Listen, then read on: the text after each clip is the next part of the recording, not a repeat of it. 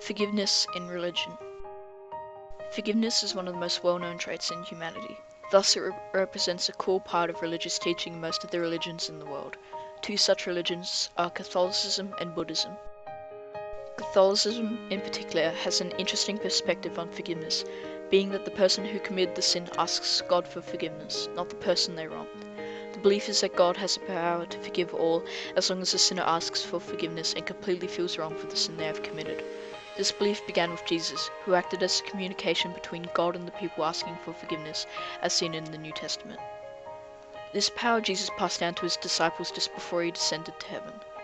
During the disciples' journey of spreading Catholicism, they anointed priests as their apprentices, and the priests anointed other priests as their apprentices, meaning that all modern-day priests have the ability to communicate a person's request for forgiveness to God, and this communication is practiced in the sacrament of reconciliation.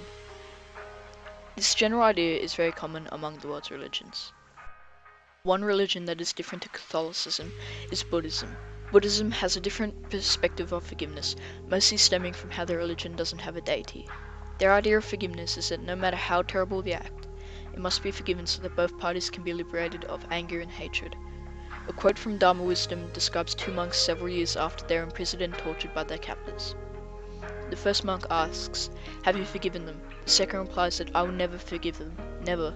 The first monk responds to this saying, "Well, I guess they still have you in prison, don't they?" This story is really powerful because it shows that how liberating forgiveness can be, and that without forgiving someone you will have a weight on yourself.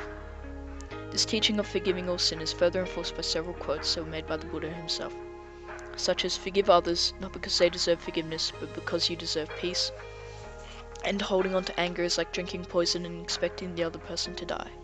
These quotes help provide evidence with the Buddhism teaching that not forgiving is to inflict suffering onto yourself. These two ideas of forgiveness are very different. The first major difference being that Catholicism teaches that only God can truly forgive, and that the sinner needs to fully repent for his sins, whereas Buddhism teaches that forgiveness is given by the person wronged, and that forgiveness should be given regardless of the sinner's stance on repenting for their sins. Catholicism teaches that the sinner holds the majority of the pressure and suffering over not being forgiven, whereas Buddhism teaches that the person wronged also suffers over their indecision over forgiving the sinner.